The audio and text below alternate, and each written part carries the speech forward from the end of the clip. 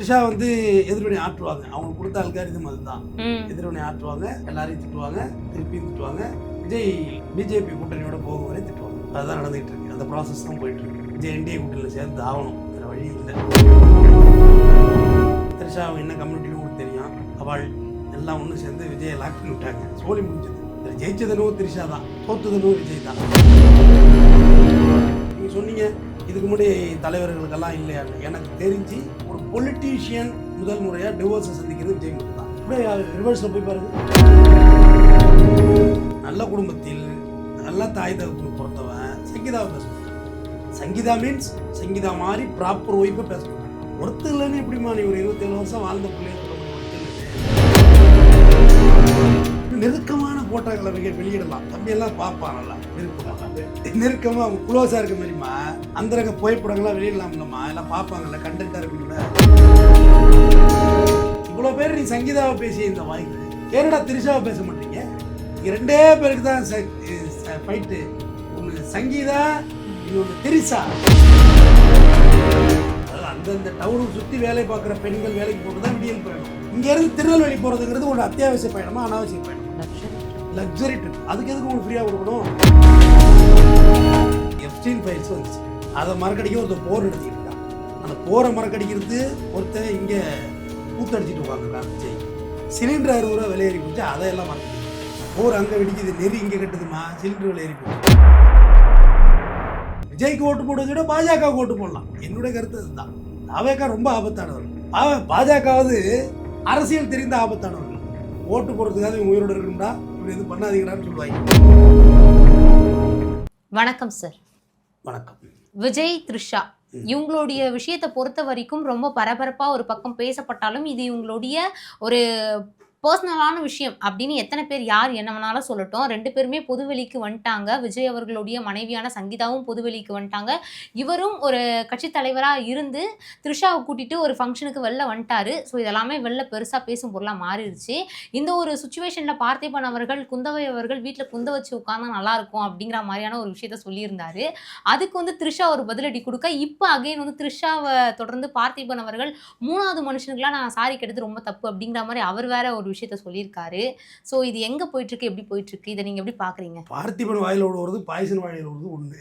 அவர் எதுக்கே முறையில செஞ்சு விட்டு போயிடுவாப்ல. அவர் விருது ஒரு பெரிய தொலைக்காட்சி, வேண்டாம் பேர் வேண்டாம், அதுல அவர் பேர் இல்லை, லிஸ்ட்ல இல்லை. மேடைக்கு வந்தாரு. உங்க ஓனர் வாங்கி கொடுத்த கிளி என்கிட்ட இருக்கு, அதை நான் செத்தும் இருக்கும். 150 வருஷமா 20 வருஷமா அந்த கிளி உயிரோட இருக்குமா. நான் இறந்த பிறகும் அந்த கிளி என் வீட்டில் இருக்கும். அது ஓனர் எனக்கு வாங்கி கொடுத்தது. போன வாரம் நான் எடுத்த ஒத்த செருப்பு இதில் இருக்குது, ஆஸ்காரில் வரிசையில் இருக்குது என் படம். ஆனால் போன வாரம் உங்கள் விருதில் என் பேர் இல்லை. இதுதான் கடைசி விருதாக வாங்கிக்கிறேன், இதுக்கு மேலே நான் வாங்க விரும்பலைங்கிறதே ஒத்துக்கிறேன்னு போனார் இறங்கி. அந்தமாரி கேரக்டர் அவர். மேடையிலேயே செய்வதுக்கே தகுதியானவர். புதிய பாதையில் ஆரம்பித்து எவ்வளோ லாங் பயணம், சீதாவோட டைவர்ஸு, அது சம்மந்தமாக அவர் பேசின விஷயங்கள். இன்றைக்கி நான் ரொம்ப அன்பாக தான் இருக்கேன் அவங்க மேலே அப்படிங்கிறாங்க. சீதாவும் அதே சொல்கிறாங்க, எனக்கு பிடிக்கும் வரேன்னு. அடுத்த வேறுபாடு பிரிஞ்சுட்டோம் அவ்வளோதான் அப்படின்னு. அவ்வளோ பெரிய மனுஷன்ட்ட அவர் யதார்த்தமும் சொல்கிறவர் தான். குந்தவையை நடிச்சாங்கல்லம்மா அவங்க. பொன்னியின் செல்வன் நடிச்சாங்கம்மா. நல்லா குந்தவையே கொஞ்சம் குந்தவைன்னு அவ்வளோதான். குந்து இருந்தாலும் உட்காருது. குந்தவை அவங்க கொஞ்சம் பிரச்சனை இல்லாமல் இருக்குங்கிற மாதிரி சொன்னார். அதுக்கு அந்த அம்மா ஊகல்லேன்னு கிளம்புனுச்சு. கிளம்புனோன்னா இவரும் எது நடந்ததோ அது நன்றாகவே நடந்தது. எது நடந்தது அவங்க 2 பேரும் இதானது. எது நடக்கிறதோ அது நன்றாகவே நடக்கிறது. இந்த இப்போ நடக்கிற பிரச்சனையெல்லாம் எது நடக்க போகிறதோ அதுவும் நன்றாக நடக்க போகிறது. தாவக கட்சி அழிவு, விஜயோட அழிவு, விஜயோட எதிர்கால அழிவு எல்லாமும் முடிச்சு விட்டாங்க. அதான் அவர் சொன்னார். அப்புறம் சமுத்திரக்கணி பேசினார். யார் அசிங்கப்படுத்துறீங்க நீங்கள், எனக்கு புரியல இது ஒன்றும் அப்படின்னு அவர் சொல்லியிருந்தார். அப்புறம் அதனை தொடர்ந்து நம்ம அண்ணா மன்சூரலியான் அவர் பேசியிருந்தார். என்னடா அது, என் பொண்டாட்டியை தான் கூட்டி வந்திருக்கேன், நானும் வேறு பொண்டாட்டியை கூட்டி வந்திருக்கேன், அவங்க பொண்டாட்டியை கூட்டிகிட்டு போங்கடா ஃபங்க்ஷனுக்கு அப்படின்னாரு. இது மாதிரி அது ஒரு ட்ரெண்ட் ஆகிப்போச்சு. த்ரிஷாவும் அதுக்கு எதிர்வினை ஆட்டுறாங்க. த்ரிஷா எதிர்வினை ஆற்றுவாங்க. அவங்களுக்கு கொடுத்த அல்காரிதம் அதுதான். எதிர்வினை ஆற்றுவாங்க, எல்லாரையும் திட்டுவாங்க, திருப்பியும் திட்டுவாங்க. விஜய் பிஜேபி கூட்டணியோட போகும் வரை திட்டுவாங்க. அதுதான் நடந்துகிட்டு இருக்கு. அந்த ப்ராசஸ் தான் போயிட்டு இருக்கு. விஜய் என்டிஏ கூட்டணியில் சேர்ந்து ஆகணும், வேறு வழி இல்லை. இது எப்படி த்ரிஷாவுடைய த்ரிஷாவுடைய பிளான் இது. ஏன்னா த்ரிஷாவோட அப்பா கிருஷ்ணன் எந்த கட்சி, ஆர்எஸ்எஸ்ல இருக்கார், அவர் பிஜேபியில் இருக்கார். த்ரிஷா அவங்க என்ன கம்யூனிட்டின்னு உங்களுக்கு தெரியும். அவள் எல்லாம் ஒன்று சேர்ந்து விஜயை லாக் பண்ணி விட்டாங்க. சோழி முடிஞ்சது. இதில் ஜெயிச்சதனோ த்ரிஷா தான், தோத்துதனோ விஜய் தான். எல்லாம் நல்லா தான் போயிட்டு இருந்தது. இவர் என்டிஏ கூட்டணி வருவார்னு எதிர்பார்த்தாங்க. பட் இவர் வரல. இவர் எங்கே போகிறதுன்னு தெரியாது. என்டிஏ கூட்டணி யார்கிட்ட பேசுகிறது அலைன்ஸுன்னு தெரிஞ்சால் தானே. குரானில் எல்லாம் சத்தியம் பண்ணியிருக்காரு. யார் ஆதவ அர்ஜுனா, நாங்கள் பிஜேபியோட போக மாட்டோம், குரான் மீது சத்தியம்லாம் பண்ணியிருக்காரு. என்ன பண்ண போகிறாங்கன்னு தெரியல. கொண்ட கையை வச்சு கருக்க சொல்லுங்க, வெந்நீரை வச்சு. வேறு என்ன தான் பண்ணுறது? சரி, இப்போ இந்த மாதிரியான ஒரு பிரச்சனை ஒன்று போயிட்டுருக்கு. இதை எடுத்துக்கிட்டோம் அப்படின்னா, ஏன் விஜய் மட்டும் இப்படி போறாருன்னா, இதை தாண்டி இதுக்கு முன்னாடி இருந்த நிறைய அரசியல் கட்சி தலைவர்களுக்கு நிறைய இந்த மாதிரிலாம் வந்து மனைவியை தாண்டின உறவுலாம் இருந்திருக்கு. அதில் என்ன தப்பு இருக்குது? இது ரெண்டுத்தையும் நீங்கள் தனித்தனியாக தானே பார்க்கணும் அப்படி. திருமணம் தாண்டி உறவு யாருக்கு வரணும், யாருக்கு இருக்குது, இல்லைன்னா மறுக்கலை. பட் ப்ராப்பர் பொண்டாட்டி போய் கம்ப்ளைண்ட் கொடுத்தா தானே பிரச்சனை. பொண்டாட்டியை மடக்கி கூட கம்ப்ளைண்ட் கொடுக்காம வச்சுக்கணும். அவங்கள அன்பாக வச்சுக்கிட்டா அவங்க ஏன் கம்ப்ளைண்ட் கொடுக்க போகிறாங்க? 27 வருஷம் ஆகிட்டு. இனிமேல் வயசுக்கு வந்தானே வராகட்டி என்னங்கிற மாதிரி தான். சரியாக தான் நீ போக்குவரத்துமா இருக்கிற, பொண்டாட்டி நல்லபடியாக வச்சுக்கிறதா இங்கே எல்லாரும் பேசுகிறாங்க. பொண்டாட்டி நல்லபடியாக வச்சுருந்தா யாருமா பிரச்சனை? ஆமாம், எத்தனையோ இடத்துல நான் பார்த்துருக்குறேன். அவங்க நிறைய இல்லீகல் அஃபேர் இருக்குது. ஆனால் புருஷனை தெய்வமாக மதிக்கிறாங்க. அவனும் பொண்டாட்டியை தெய்வமாக மதிக்கிறான். அது பிரச்சனை இல்லாமல் தானே இருக்குது. பிள்ளைங்களை நல்லபடியாக பார்த்துக்கணும். என்ன இப்போ திருமணங்கிறது என்னம்மா, ஒரு கமிட்மெண்ட்டுமா? அது நீ விட்டுட்டுலாம் ஓட முடியாது. ஏன்னா அது நம்ம இருந்து தான் ஆகணும், அந்த வீட்டுக்கு வந்தாகணும், சம்பாரிச்சு போகணும், கரண்ட் பில்லு கட்டணும், மெயின்டெனன்ஸ் பண்ணணும், வீட்டில் குழா உடச்சிக்கோ, அந்த குழாயெல்லாம் ரிப்பேர் பண்ணணும். இது கெடுமோம். பையனை கொண்டு ஸ்கூலில் ஓடணும், பேரண்ட்ஸ் மீட்டிங் போகணும், வரணும். ஒரு தனி வாழ்க்கை இல்லறவியல். ஆனால் நம்ம அதுக்கு இடையில தான் வியாபாரம் பண்ணி சம்பாரிச்சுக்கிடணும். ஆனால் அவர் ரொம்ப கன்ஃபியூஸ் பண்ணிட்டார், குடும்பத்தை கன்ஃபியூஸ் பண்ணிட்டார். நீங்கள் சொன்னீங்க இதுக்கு முன்னாடி தலைவர்களுக்கெல்லாம் இல்லையான்னு. எனக்கு தெரிஞ்சு ஒரு பொலிட்டீஷியன் முதல் முறையாக டிவோர்ஸை சந்திக்கிறது விஜய் மட்டும்தான். அப்படியே ரிவர்ஸில் போய் பாருங்க, அப்படியே வாங்கலாம். உங்கள் நம்ம அரசியல், தமிழ்நாட்டு அரசியலை பின்னோக்கி போங்கன்னு யாருமே இல்லை. சின்ன லெட்டர் பேட் கட்சி தலைவன் கூட இல்லை. பொலிட்டீஷியன் முதல் முறையாக டிவோர்ஸ் சந்திக்கிறது விஜய் மட்டும்தான், வேறு யாருமே இல்லை. ஓகே சார், இப்போ இந்த ரசிகர்கள் வந்து அவங்க பேசுகிறதா நம்மளால் வந்து தாங்கிக்கவே முடியல சில விஷயங்கள்லாம். ஏன் அப்படி போனால் என்ன, சங்கீதாவை வந்து ரொம்ப அவதூறாக பேசுகிற சில விஷயங்கள். ஏன் இப்போ வரைக்குமே த்ரிஷா அவர்கள் வந்து தன்னை வந்து ஒரு பெரிய ஆக்டர் பேசுனதுக்கான ஒரு பதிலடி கொடுத்துருக்காங்க அப்படிங்கிறத தாண்டி அவங்கள சார்ந்த இத்தனை விஷயங்கள் போயிருக்கல, அதுக்கு ஒரு கரெக்டான முற்றுப்புள்ளி ஏன் வைக்கல அப்படிங்கிற ஒரு பார்வை இருக்குது. எப்படி சொல்கிறது, நல்ல குடும்பத்தில் உள்ளவனும் சங்கீதாவை பேச மாட்டான். நல்ல குடும்பத்தில் நல்ல தாய் தகப்பனுக்கு பிறந்தவன் சங்கீதாவை பேச மாட்டான். சங்கீதா மீன்ஸ் சங்கீதா மாதிரி ப்ராப்பர் ஒய்ஃபை பேச மாட்டான். இவ்வளவு வந்து அது ஒரு ஒர்த்து இல்லை அப்படிங்கிறது வந்து ஒர்த்து இல்லாத ஒரு ஒர்த்துன்னு சொல்லி பார்த்திபன் ஒரு கலாய்ச்சி விட்டார். ஒர்த்து இல்லைன்னு எப்படிமா நீ ஒரு 27 வருஷம் வாழ்ந்த பிள்ளைய சொல்ல முடியும் ஒர்த்து இல்லைன்னு? என் விட்டு நாக்குட்டி இருக்குது, பூனை குட்டி இருக்குது, செத்து போயிடுது, அது ஒன்றும் அதை ஃபீல் பண்ணாங்க. அது ஒன்றும் ஒர்த்து இல்லைன்னு சொல்ல முடியுமா? என்னை எத்தனை நாள் பாதுகாத்துருக்கோம் அந்த நாய், அந்த பூனை எத்தனை நாள் வீட்டில் எலியெல்லாம் இல்லாமல் பிடிச்சிருக்கோம், பூச்செல்லாம் பிடிச்சிருக்கோம். அப்போ எப்படி ஒர்த்து இல்லைன்னு சொல்ல முடியும்? அந்த வார்த்தையே தவறு, அந்த உளவியலே தப்பு.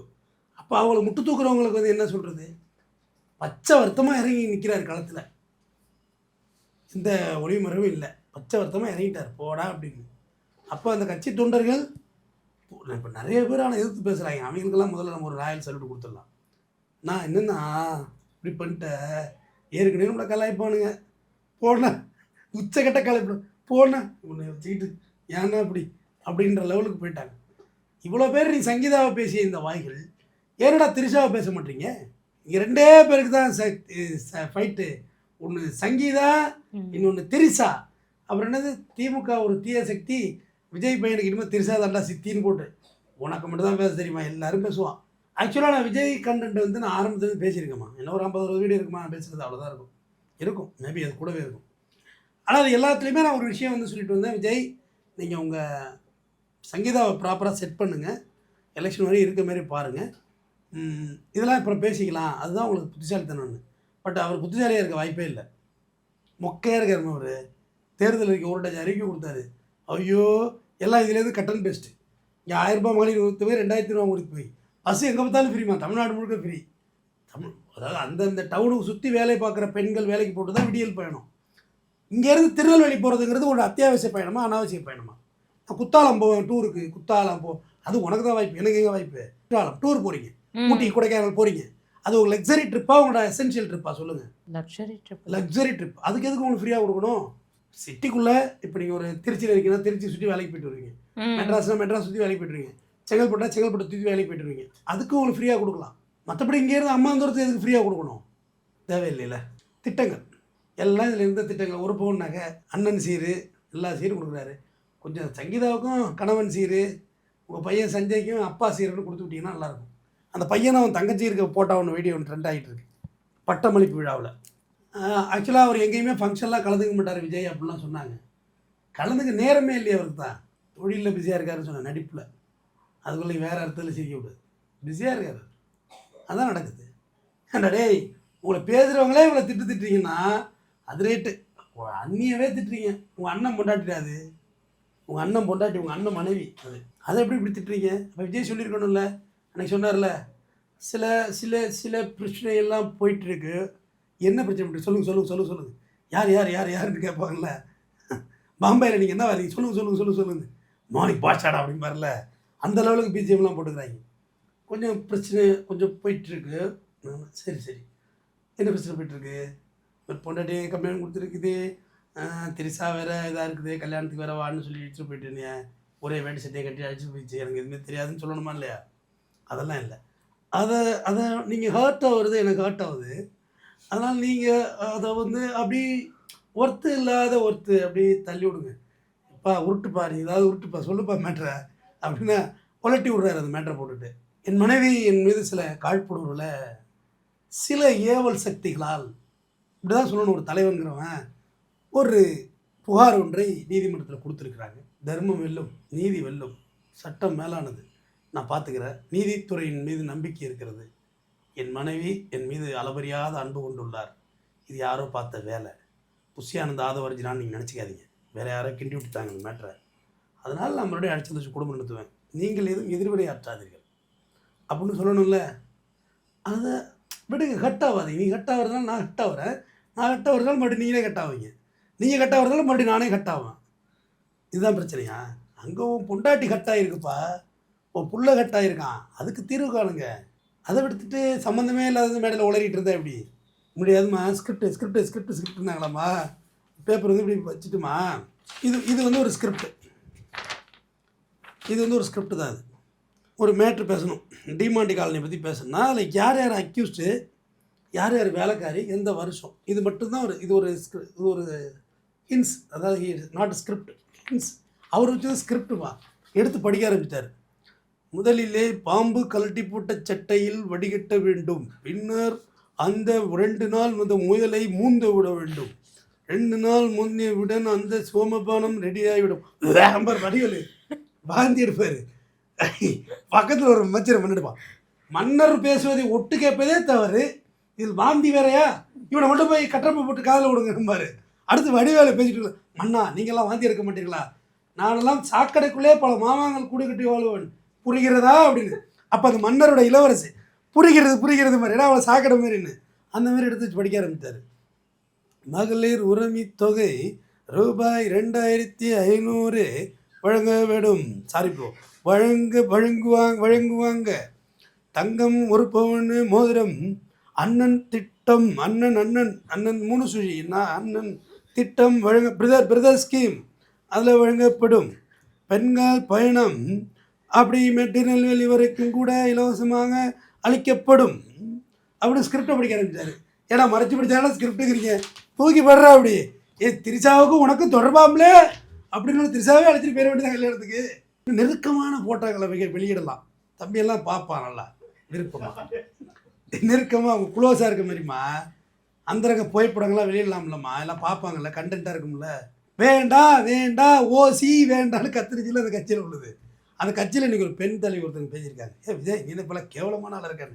எல்லாருக்கும் இப்போ பிரச்சனை என்ன ஆகி போச்சுன்னா, விஜய்க்கு இப்போ பெண் ரசிகர்கள் ஓட்டு போடலை, ஆண்கள் நம்மளாம் ஓட்டு போட தயாராகிட்டோம். ஆண்கள் விஜய் பக்கம் திரும்புகிறாங்க.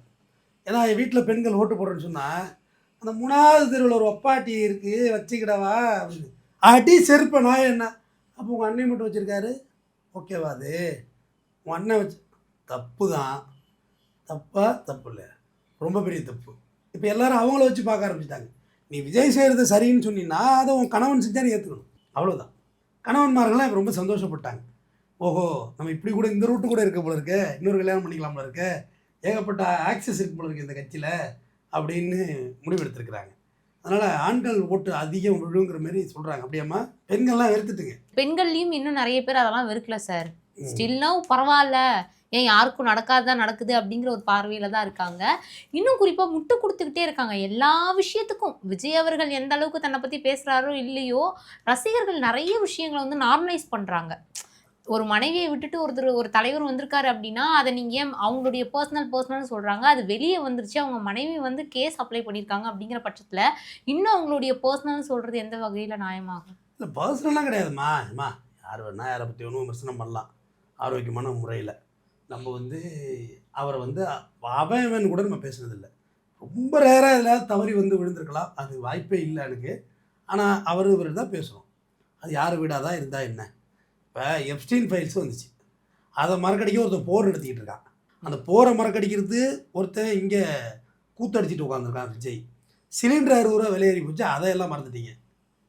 போர் அங்கே வெடிக்குது, நெறி இங்கே கட்டுதுமா, சிலிண்டர் விலையேறி போச்சு. நாட்டை பற்றி எந்த அக்கறை இல்லாத ஒரு கூட்டம் அது. அவங்க கூட்டணி போட்டு கட்சி ஆரம்பித்து எலெக்ஷன் கண்டஸ்ட் ரெடி ஆகிட்டு இருக்காங்க. இன்னும் உட்கட்சி பிரச்சனை, வீட்டு பிரச்சனையே இன்னும் முடிக்கலை. 2 பற்றி தான் போட்டியிலே போட்டி ஆகி போச்சு. இப்போ அது அவருடைய பிரச்சனை. ஆனால் இதை பொறுத்தவரையிலையும் எல்லாருமே விஜய்க்கு எதிராக குரல் கொடுத்தாங்க. இது ஏற்றுக்க மாட்டோம்மா, நம்ம கல்ச்சர் வேறுமா. நம்ம ஒரு மாதிரி இருப்போம், மாடரேட்டாக இலைமறை காய்மறையாக இருந்தால் ஒத்துப்போம். டிக்ளேர் பண்ணிக்கிறது வந்து ஏற்றுக்க மாட்டோம். 2ஆம் தாரவங்களுக்கு டிக்ளராக கல்யாணம் பண்ணுறாங்க பார்த்தீங்களா, அதை ஒத்துக்க மாட்டோம். அது பிள்ளைகள் ஒத்துக்காது. அது நம்மளோட மனநிலை. அதுதான் விஜய் குடும்பத்துக்கு நடந்திருக்கு. ஆனால் இப்போ விஜயை பற்றி பேசுகிறதே இல்லைன்னு நல்லா நிப்பாட்டிடுச்சு, ஸ்டாப் பண்ணிட்டேன். வேறு யாரும் பேசுகிறதுக்கு ஆளே இல்லைம்மா. யாரை பற்றி பேசுகிறது? போரை பற்றி பேசுகிறேன், அரசியல் பற்றி கொஞ்சம் பேசலாம், வேறு யாருமே இல்லையே. அந்த லெவலுக்கு கண்டென்ட் கொடுத்துட்டாருமா அவர். வழக்கமாக பிஜேபிக்காரங்க தான் கண்டென்ட் கொடுப்பாங்க. கண்டென்ட் கொடுத்து செய்கிறாங்களே, பாருங்கடா திட்டுக்கடா அப்படின்னு. அவங்கள தாண்டிட்டாங்க இவங்க எல்லாம். அவங்களே இப்போ பெட்டருங்கிற மாதிரி ஆகிடுது. விஜய்க்கு ஓட்டு போடுவதை விட பாஜகவுக்கு ஓட்டு போடலாம். என்னுடைய கருத்து அதுதான். தாவேக்கா ரொம்ப ஆபத்தானவர்கள். பாஜகவாவது அரசியல் தெரிந்த ஆபத்தானவர்கள். ஓட்டு போடுறதுக்காக இவங்க உயிரோடு இருக்கணும்டா, இவர் எதுவும் பண்ணாதீங்கடான்னு சொல்லுவாங்க. இந்த மாதிரியெல்லாம் ஸ்டாம்பேடு மாதிரியே நடக்குது. ஒரு பொம்பளை பிள்ளை பேசுது, பாவனி சின்ன பிள்ளை, இன்னும் பெருசாக பேச வேண்டியதில்லை. குப்பை பொறுக்கிறவன் 3 பன்னெண்டு வச்சுருக்கேன். அதுதான் சொல்கிறேன். குப்பை பொறுக்கிறவனா, தூய்மை பணியாளர். இது எவ்வளோ கேவலமாக நீ பேசுகிற, உனக்கு திமிரு தானே இதெல்லாம். இப்போ அதே அந்த பொண்ணை பாரிஷியம் பண்ணி நம்ம வேறு மாதிரி பேசுனா எப்படி இருக்கும்? தூய்மை பணியாளர் ஒரு நாள் இல்லைன்னா இங்கே நாரி போவோம் சிட்டி. அவ்வளோ இழிவாக பேசுது அந்த பொண்ணு. ரேஷன் கடையில் லேடிஸ் ரேஷன் கடை, ஜென்ஸ் ரேஷன் கடை எதுக்கு? அது ரேஷன் கடையில் எதுவும் பாலியல் சீண்டல் நடக்குதா? போயிருக்கீங்களா ரேஷன் கடை பக்கம்? நான் எங்கள் வீட்டில் ரேஷன் கடையெல்லாம் உண்டுமா, வாங்குவோம். அது என்னோடய உரிமை. அது நான் எதுக்கு விடணும்? அது நான் வாங்குவேன், கடைசி வரையும் வாங்குவேன். அப்போ ரேஷன் கடையில் எதாவது தவறு இருந்தால் தானே இதுமாரி சொல்லணும். அப்போ இப்போ டோட்டலாக மாற்ற வேண்டியதான். ஆண் சிஎம் ஒருத்தர், பெண் சிஎம் ஒருத்தர். ஆண் சிஎம் விஜய், பெண் சிஎம் திரிஷா. இப்படி எல்லாத்துலேயும் ஆண் எஸ்பி, பெண் எஸ்பி, இப்படி எல்லாத்துலேயும் வைக்கணும்னு சொல்ல வர்றேன். பசுமாடு ஒன்று, காளை மாடு ஒன்று, இப்படி வளர்க்கணும். வீட்டில் பேராக தான் கொடுப்பாரு. மாடு வழக்கம் திட்டம்னா ஆண் மாடு ஒன்று, பெண் மாடு ஒன்று, இப்படி கொடுங்க திட்டங்கள் சொல்ல வர்றேன். தொடர்ந்து பேசுவோம். நன்றி.